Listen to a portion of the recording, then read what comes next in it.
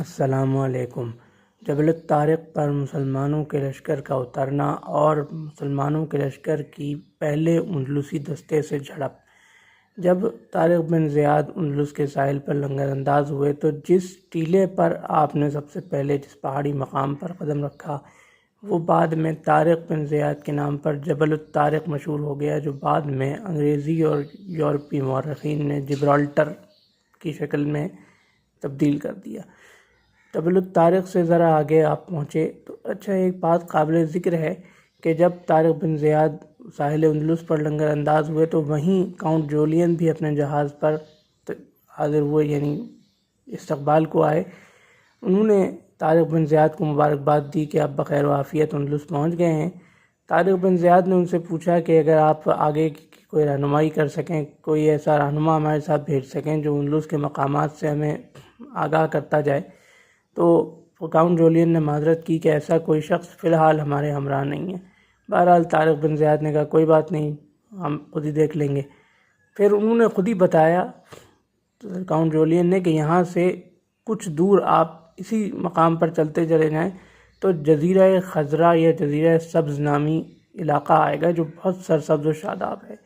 ہاں، لیکن آپ کو وہاں احتیاط کی ضرورت ہے کیونکہ وہاں مرثیہ کا حاکم تدمیر گشت کر رہا ہے۔ وہاں کا حاکم تو نہیں ہے لیکن وہ وہاں آیا ہوا ہے، تو آپ اس سے بچ کے رہیں۔ طارق بن زیاد نے کہا اللہ مدد فرمائے گا۔ بہرحال طارق بن زیاد وہاں آگے روانہ ہوئے۔ اس کے بعد پھر تدمیر کے دستے سے جھڑپ ہوئی جس میں ان کے کئی سو کے قریب سپاہی مارے گئے اور طارق بن زیاد کے لشکر سے صرف 10-20 کی شہادت ہوئی۔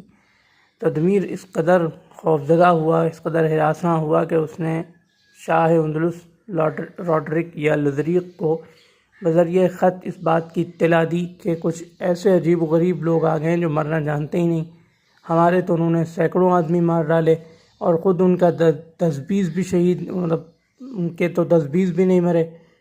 اس کے بعد لوٹرک بھی حیران ہوا اور اس نے کہا کہ تدمیر نے جب یہ کہا کہ حضور آپ ہی مقابلہ کر سکیں تو کر سکیں، ورنہ مجھ میں تو اتنی سکت نہیں ہے، اتنی طاقت نہیں ہے۔ روڈرک نے اسی وقت اعلان کیا کہ ہم اس عجیب و غریب قوم سے لڑنے جا رہے ہیں، تو دنوں کے اندر 90,000 کا کثیر التعداد لشکر جمع ہو گیا۔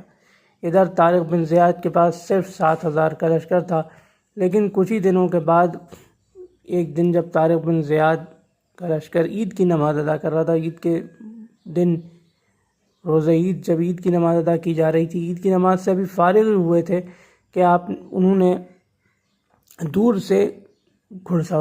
سے کچھ گرد اڑتی دکھائی دی، انہیں دور سے کچھ گرد اڑتی دکھائی دی۔ سوچا کہ شاید یہ عیسائی لشکر ہوگا، لیکن جب قریب پہنچے تو وہاں مسلمان سپاہی نظر آئے جو سب کے سب پیدل تھے اور وہ تھے 5,000۔ ادھر تدمیر کے لشکر کو شکست دے کے مسلمانوں نے کچھ گھوڑے حاصل کر لیے تھے۔ ایسے ہی چند اور چھوٹے چھوٹے سرداروں کے دستوں سے مٹبھیڑ ہوئی جس میں مسلمانوں کو کچھ ہتھیار اور گھوڑے بھی ہاتھ آ گئے۔ جب اب لشکر 12,000 ہو گیا، یعنی 5,000 مزید لشکر آ گیا، اب لشکر 12,000 ہو گیا۔ ادھر جب روڈرک 90,000 کا لشکر لے کے پہنچ چکا تھا، اس نے جب یہ دیکھا کہ پہلے مسلمان 7,000 تھے، اب 12,000 ہو گئے، اگر میں نے جنگ کو اور طول دیا تو یہ لڑائی بڑھتی چلی جائے گی اور ان کو کمک پہنچتی چلی جائے گی۔ تو جیسے ہی مسلمانوں کے لشکر کی تعداد 12,000 ہوئی، ایک آدھ دن کے بعد روڈرک نے حملہ کر دیا۔ بہت گھمسان کی جنگ ہوئی اور کئی سو آدمی روڈرک کے مارے گئے اور چند لوگ مسلمانوں کے لشکر میں سے شہید ہوئے، لیکن پہلے دن کوئی فیصلہ نہیں ہوا، دوسرے دن بھی کوئی فیصلہ نہیں ہوا، تیسرے دن، حالانکہ ہر دن پہلے دن کی نسبت لڑائی میں نقصان زیادہ ہوتا رہا فریقین کا۔ بالآخر 5 شوال 92 ہجری کو پوری شد و مت کے ساتھ دونوں لشکروں نے حملہ کیا۔ اب طارق بن زیاد نے 100 گھڑ سوار، جو جیسے جیسے عیسائی لشکر کے لوگ مرتے جاتے تھے، گھڑ سوار مرتے جاتے تھے، ان کے گھوڑوں پر مسلمان قبضہ کرتے جا رہے تھے، تو اب سینکڑوں مسلمان گھڑ سوار ہو چکے تھے، یعنی سینکڑوں مسلمانوں کو گھوڑے مل چکے تھے۔ تو اب طارق بن زیاد نے کہا کہ 100 گھڑ سوار میرے ساتھ ہو جائیں اور میں حملہ کروں گا سیدھا روڈرک کے اوپر. اگر میں روڈرک پر حملے میں قتل ہو جاؤں تو کسی اور قائد کی ضرورت نہیں پڑے گی. اس کو مارنے کے بعد اگر میں مر جاؤں تو، اور اگر میں اس سے پہلے قتل ہو جاؤں تو آپ میں سے کوئی بھی قائد بن جائے.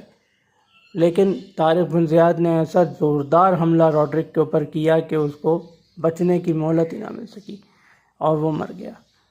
بعض روایات میں یہ ملتا ہے کہ روڈرک کا سر بھی طارق بن زیاد نے امیر موسیٰ کی خدمت میں ارسال کیا تھا مال غنیمت کے 5ویں حصے کے ساتھ. بعض روایات میں کہ صرف خبر بھیجی تھی اور مال غنیمت کا 5واں حصہ بھیجا تھا. اب 12,000 کا جو لشکر تھا اسلامی لشکر، 90,000 کے عیسائی لشکر کو قتل کرنے کے بعد بیشتر تعداد قتل ہوئی، 80,000 سے زیادہ لوگ قتل ہوئے. تو اس کے نتیجے میں تمام مسلمان سپاہی جو ہے وہ گھوڑ سوار بن گئے. ان کی سب کے پاس گھوڑے آ گئے، سب کے پاس پورے ہتھیار ہو گئے. یہ صورتحال انہوں نے امیر موسیٰ کو لکھ بھیجی کہ حضور اللہ کے فضل و کرم سے اور آپ کا بھیجا ہوا جو دستہ تھا 5,000 کا، اس کے بر وقت پہنچ جانے سے اللہ نے ایسا کرم کیا کہ ہم نے روڈرک کے 90,000 کے لشکر کو شکست فاش دی ہے، اور ہمارا ایک سپاہی بھی اب پیدل نہیں رہا. سب کے پاس گھوڑے ہو گئے، سب کے پاس مکمل ہتھیار ہو گئے، اور مال غنیمت بھی بے اندازہ ہاتھ آیا ہے. اب آپ کا کیا ارشاد ہے، آگے بڑھیں یا وہیں رک جائیں؟ تو اس کے بعد یہ امیر موسیٰ کو یہ وداد بھیج کر طارق بن زیاد ان کے جواب کا انتظار کرنے لگے. تو یہ تھا طارق بن زیاد کے وادی گواڈلٹ یا وادی الکبیر کے کنارے، دریائے وادی الکبیر کے کنارے فیصلہ کن جنگ کا تفصیلی واقعہ. انشاءاللہ اگلی ویڈیو میں اس کے اگلے مرحلے یعنی امیر موسیٰ کے جواب اور طارق بن زیاد کی پیش قدمی کے حوالے سے آپ کی گوش گزار کریں گے. اللہ حافظ.